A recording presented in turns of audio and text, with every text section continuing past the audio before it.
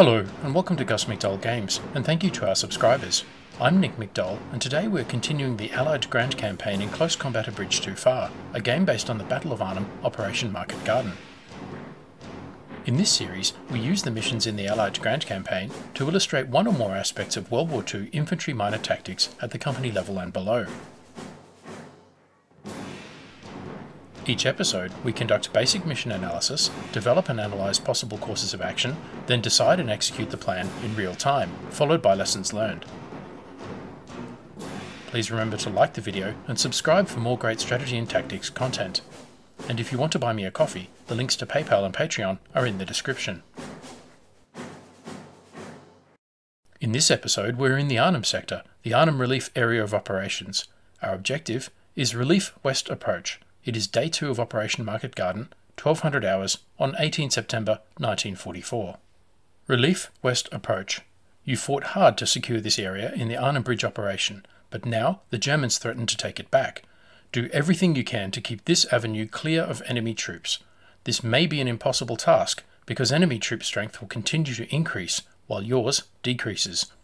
Your reinforcements should arrive on Day 3. The road must remain in British hands so that Lieutenant Colonel Frost's men remain supplied and in contact with the rest of 1st Airborne.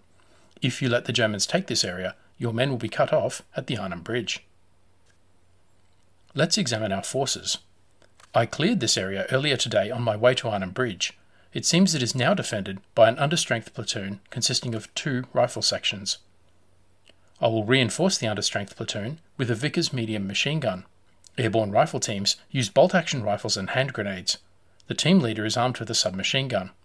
Use rifle teams on the front lines and to hold victory locations. They are useless against tanks. Airborne Vickers medium machine gun teams also include bolt-action rifles and hand grenades. Position these teams in multi-story buildings or locations with long lines of sight so they can suppress enemy infantry. Next, let's look at the map and do some mission analysis. I will develop a plan and then execute it in the game.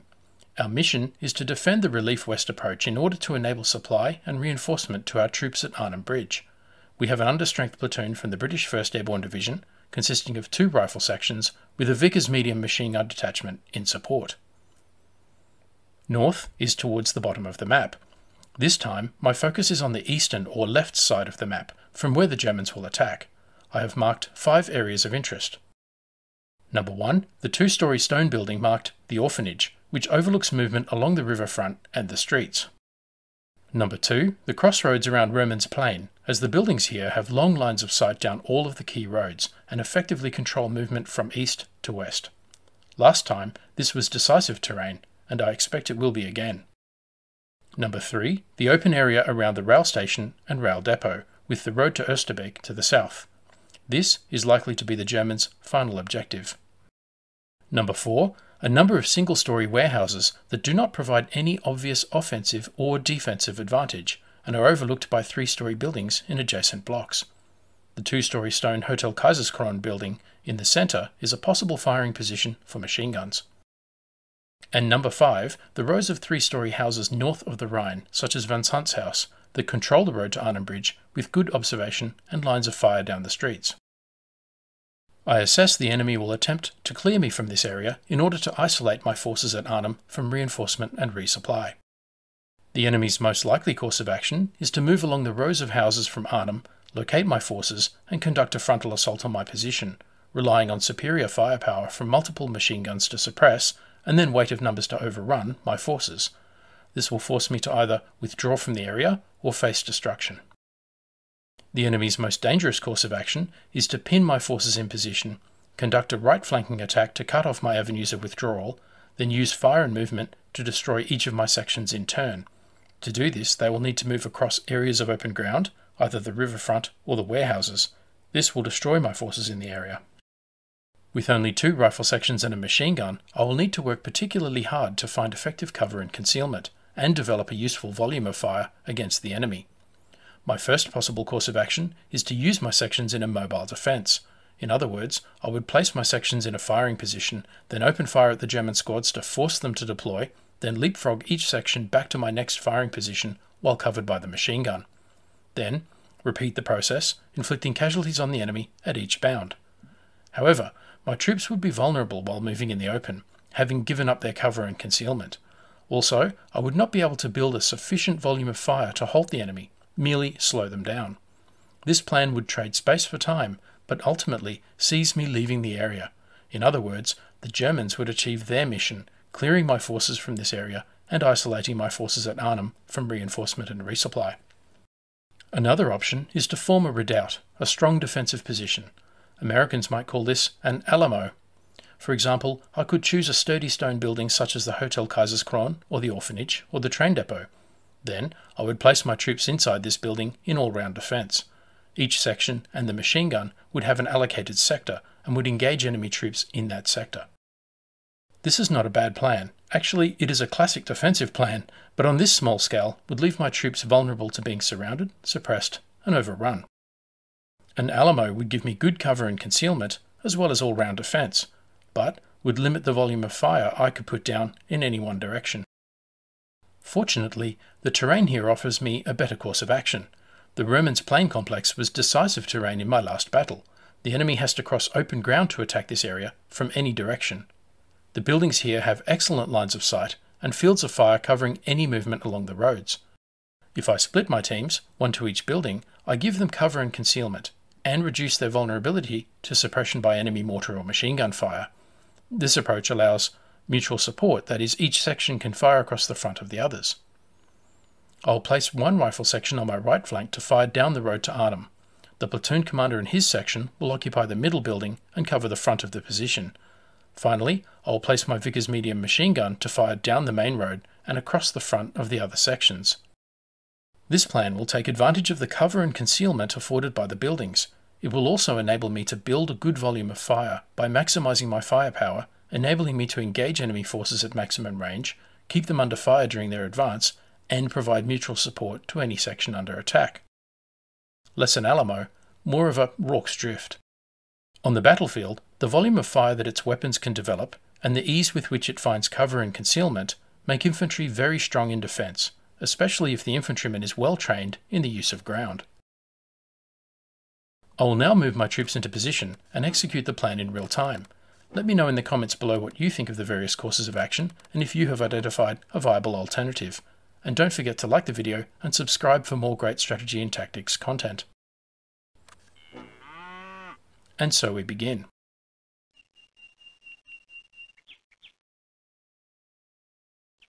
The battle starts quietly.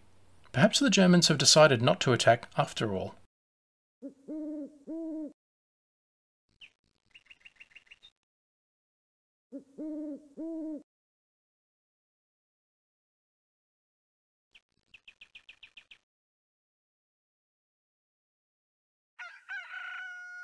A strange quiet prevails, with both owls and roosters.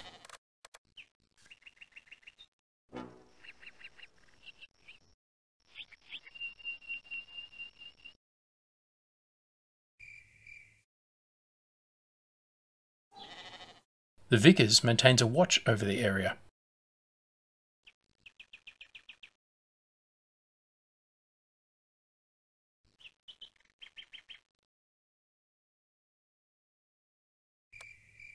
Suddenly, movement spotted. A 3-person Aufklärer recon team breaks position, running towards the Hotel Kaiserskron.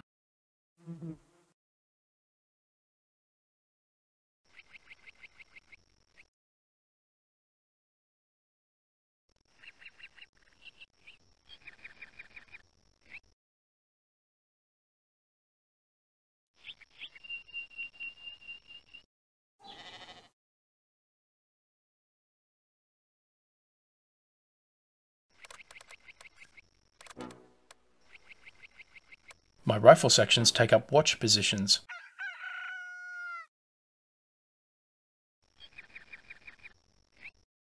Staff Sergeant Tedder's rifle section spots a reserve squad running across the road to Arnhem. The first shot hits the mark.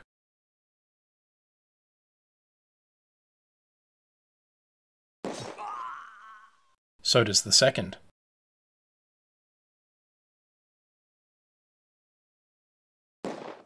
The third shot also causes an injury. A sudden burst of activity catches my eye. Multiple squads are running along the main road. The Vickers targets the closest, a Schützen squad.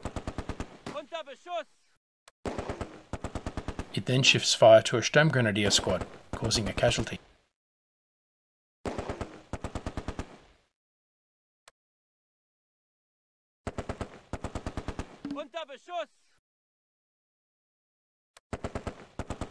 Another Schützen squad crosses the road.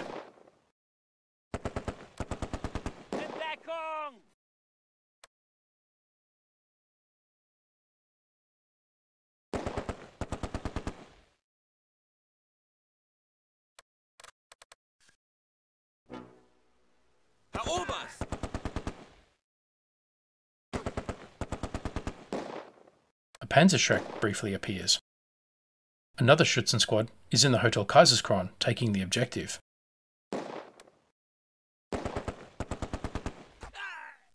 The Vickers is causing casualties, but the enemy keeps advancing towards von Sandt's house and along both sides of the main road.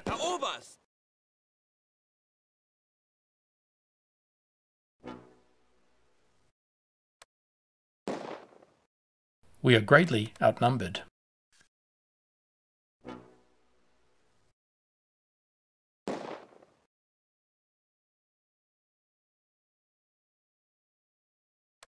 Another Sturmgrenadier squad is moving in from the north.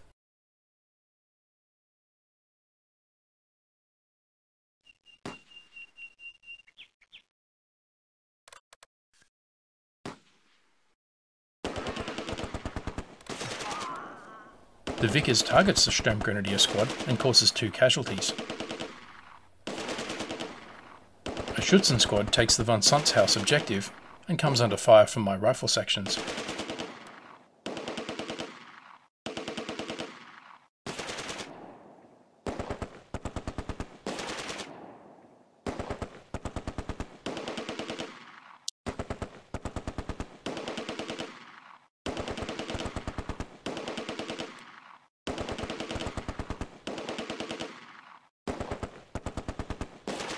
Shortly, the enemy will need to assault across open ground.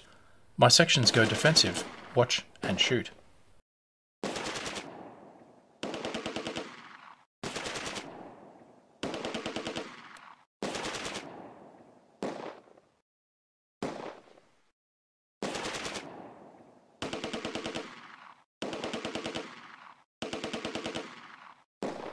So far, I have inflicted a handful of casualties for no losses on my side.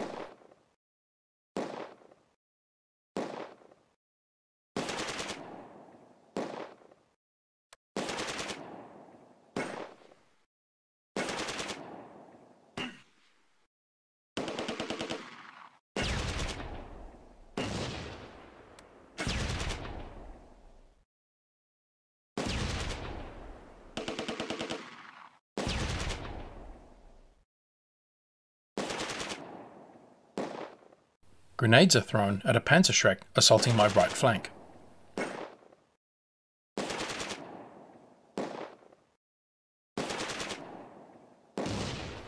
Shots are exchanged with the Schützen in von Sandt's house.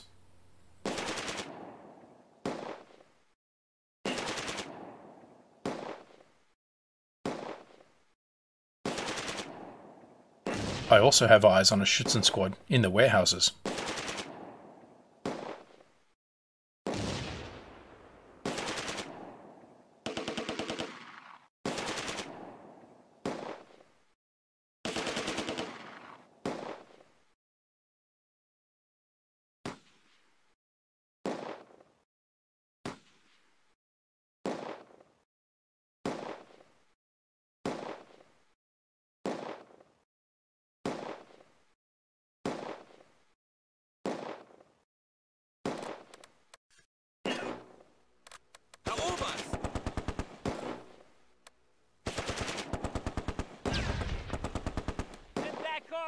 The Vickers opens up on an Aufklärer squad crossing the street, killing 2 members. Then it switches fire to a Sturmgrenadier squad.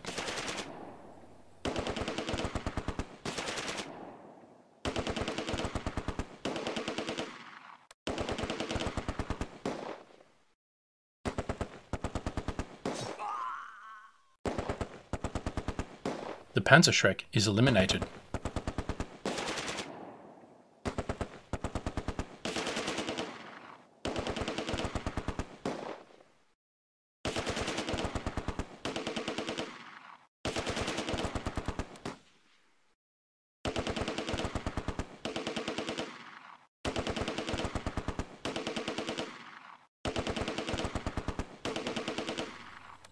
The enemy have taken ground, but also casualties.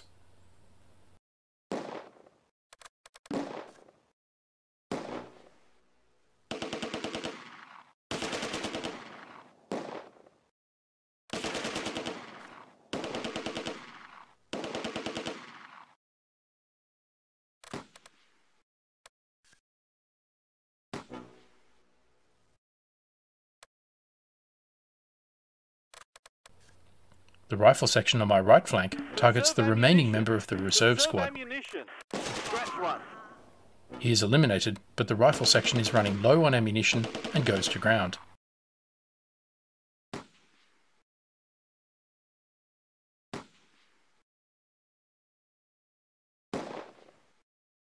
The enemy are on the move again.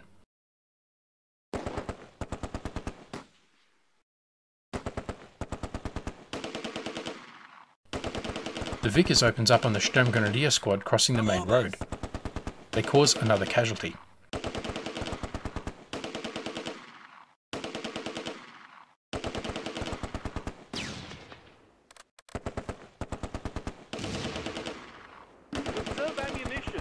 The rifle sections target another Sturmgrenadier squad moving to outflank me on the right.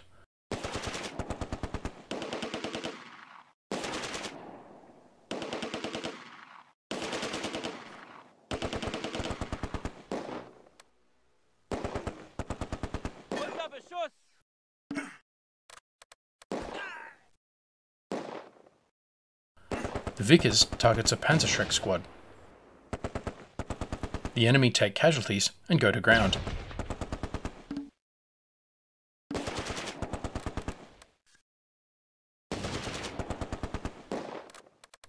All three sections now concentrate their fire on the enemy soldiers in the building directly across the road. The Vickers targets a Schützen squad withdrawing across the main road, causing them to fall back. For some reason, Lieutenant Hoffman's section leaves the safety of their house into the open, an uncommanded movement. A grenade kills two of them, Lance Corporal Udell and Private Murray. This was not a great move, and two men made the ultimate sacrifice. Meanwhile, the Vickers eliminates a second Panzerschreck squad moving in the open. A grenade kills a third member of Lieutenant Hoffman's section, Private Page. The Sturmgrenadier opens up with an MG42. It receives counterfire from the Vickers.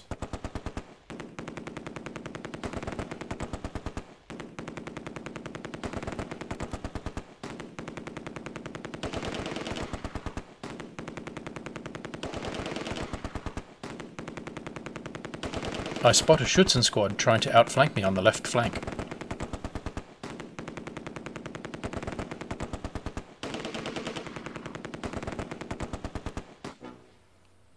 The Vickers switches fire to the Schützen squad on the main road and causes another casualty.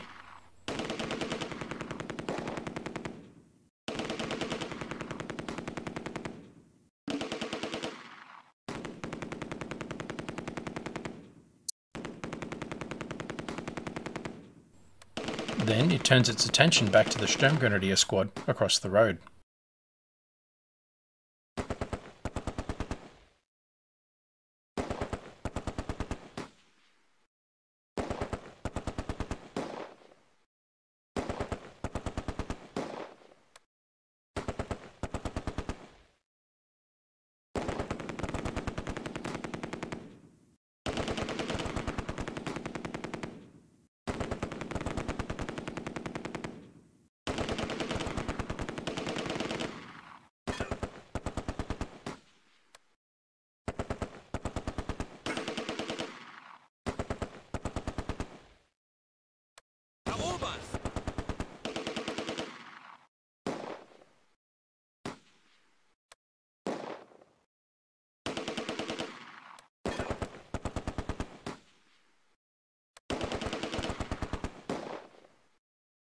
The Sturmgrenadier squad on my right flank is destroyed.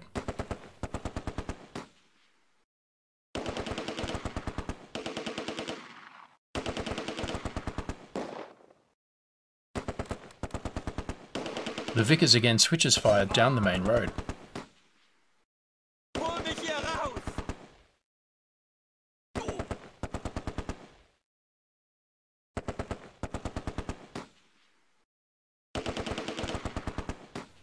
It eliminates the remaining members of a Schützen squad.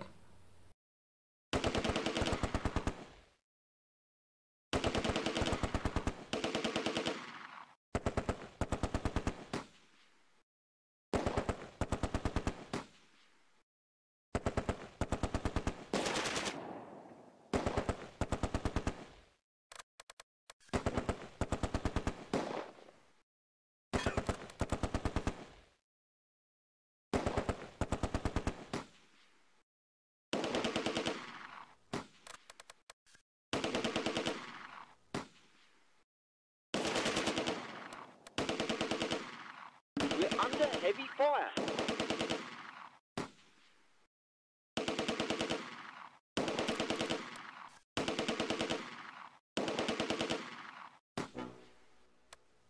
The enemy still have the remnants of the 2nd Sturmgrenadier squad and an Aufklärer squad on my right flank.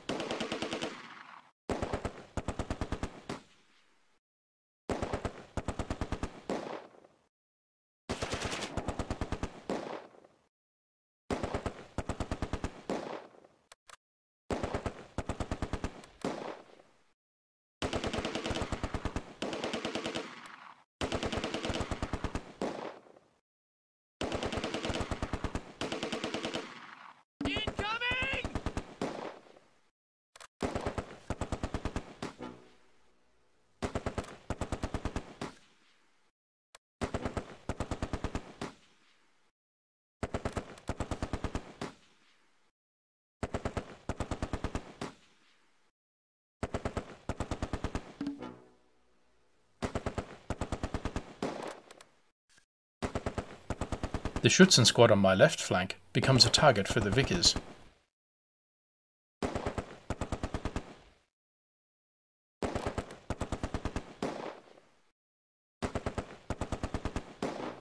The enemy on my right flank collapse, with the remaining members of the Sturmgrenadier squad and Aufklärer squad retreating.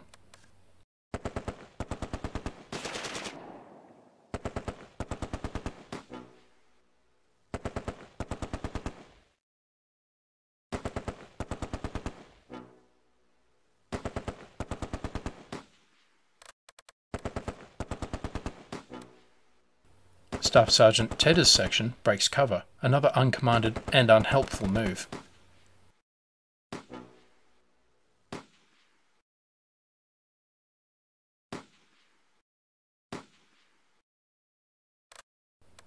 I order them back into cover before they take any casualties.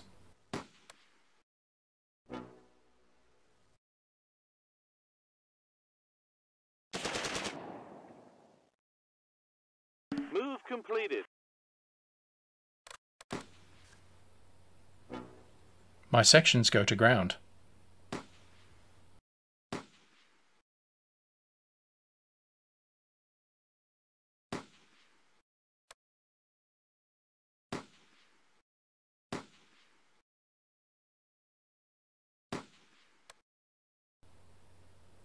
The battlefield falls silent. Only the occasional shot rings out.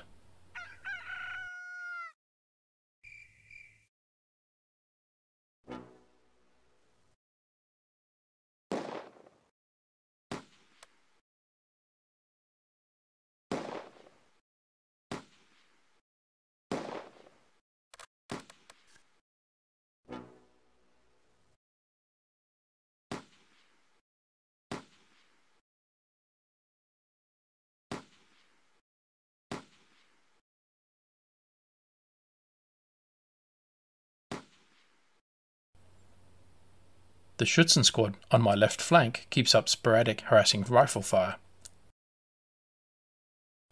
It now appears the enemy Schützen squad on my left flank is the only remaining threat.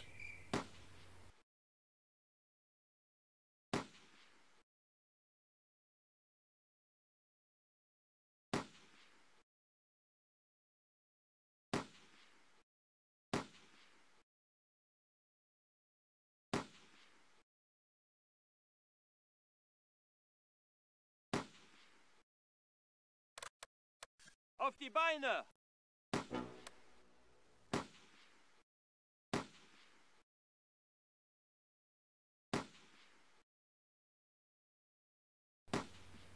The enemy on my right flank have fallen back with heavy casualties.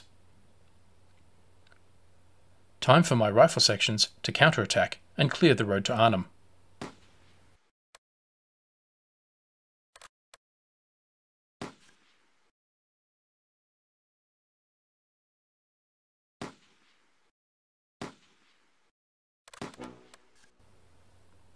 I order Staff Sergeant Tedder's section to throw smoke.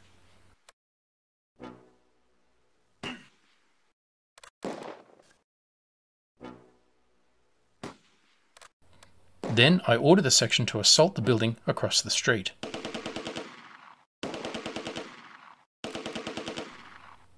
The Vickers opens up suppressing fire against the Schützen squad.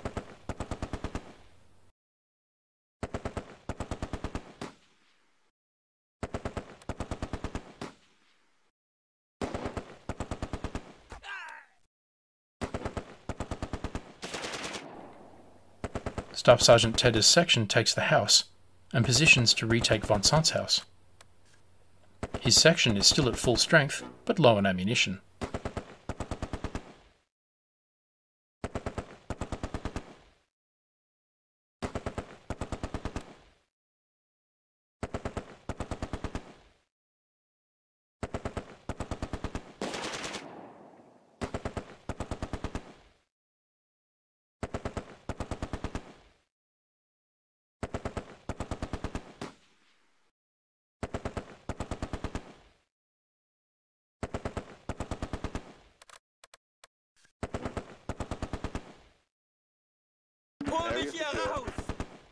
Tedder's section takes von Sant's house and prepares to advance down the road to Arnhem.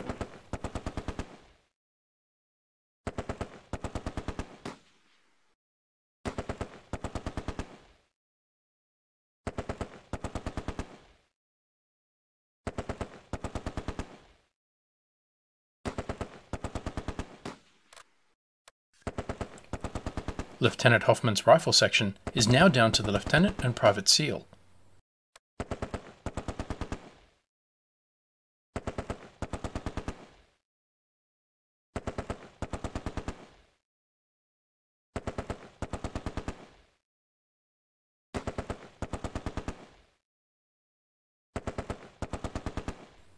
They race across the street and occupy the building to their front.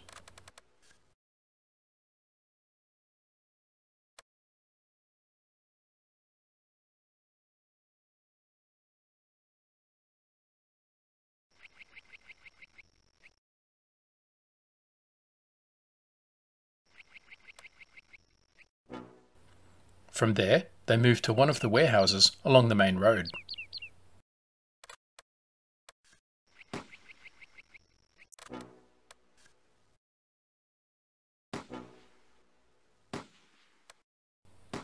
Then they cross the main road.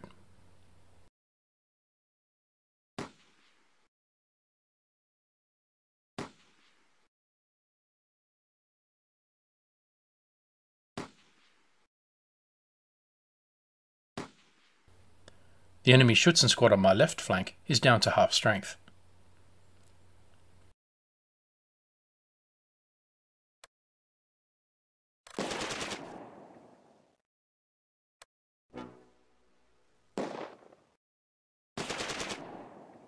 Target eliminated. Lieutenant Hoffman's squad eliminates the remaining member of a Schützen squad. They start towards a Hotel Kaiserskron. Area secured. They secure the objective and go firm.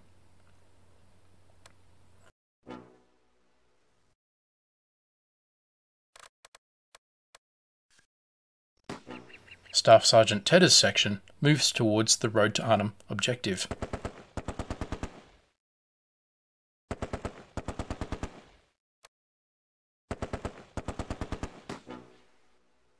Move completed.